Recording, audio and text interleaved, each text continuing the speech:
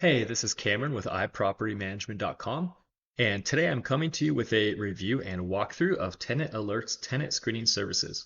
So first of all, we'll take a look at their pricing, which includes four packages, and as is usual with most tenant screening services, their most expensive package is generally the one that you want to select.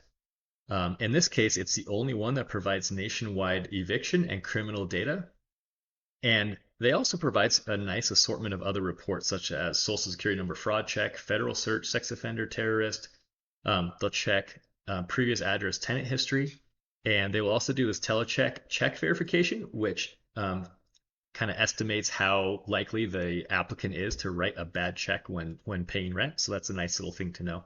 Um, and as we saw before, it's $50 for this service. They also do have an a la carte $16.95 service where Tenant Alert will actually call their previous employers to verify employment history and income, that sort of thing. I don't know why it's not on this page. It actually took quite a bit of digging to find that. But it's a nice feature if you're willing to pay a little bit extra and want to save some time and hassle of doing that.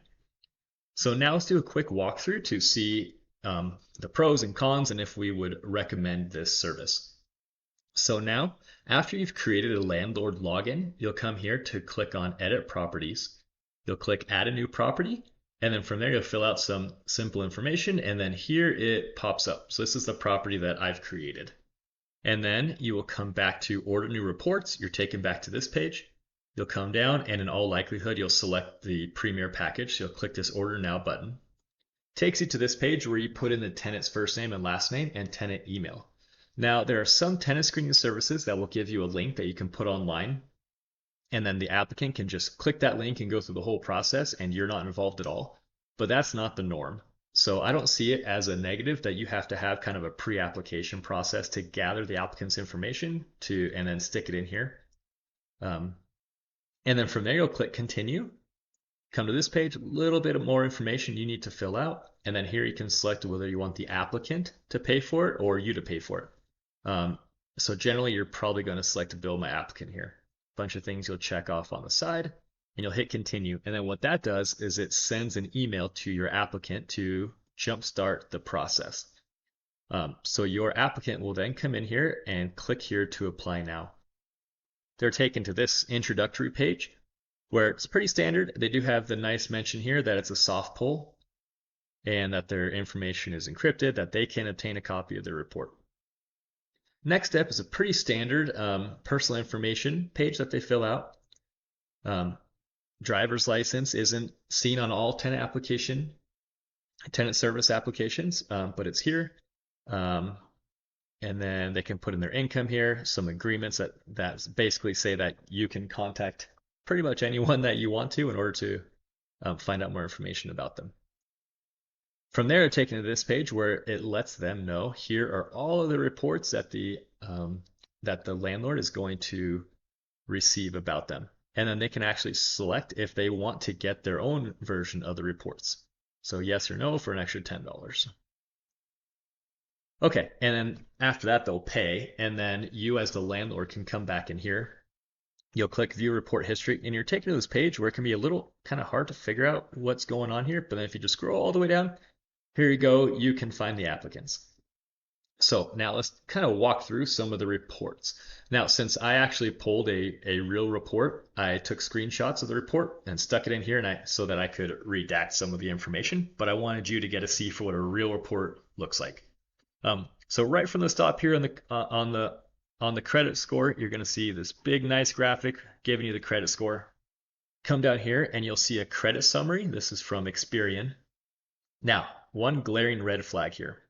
I have it redacted, but the payment per month number was wildly off. In fact, the real payment per month number should have been 5 times higher. So as a landlord, you're going to see this information and say, oh, wow, they have very low debt numbers. This is a great applicant, but that's not the truth here. Now, I want to kind of give them the benefit of the doubt as this is Experian. This isn't, some fly-by-night credit bureau where they're getting information from some shady place. So I want to assume that generally information here will be correct. It just wasn't in this case. So as a landlord, per general, I mean, you'll want to do some more income follow-up anyway, but just to warn you that this wasn't accurate for this person. Next, you'll scroll down and you'll see all the different trade lines that this applicant has. In other words, who do they owe money to? So in this case, you can see a mortgage company here, and you can see the account status. You can see how much they're paying.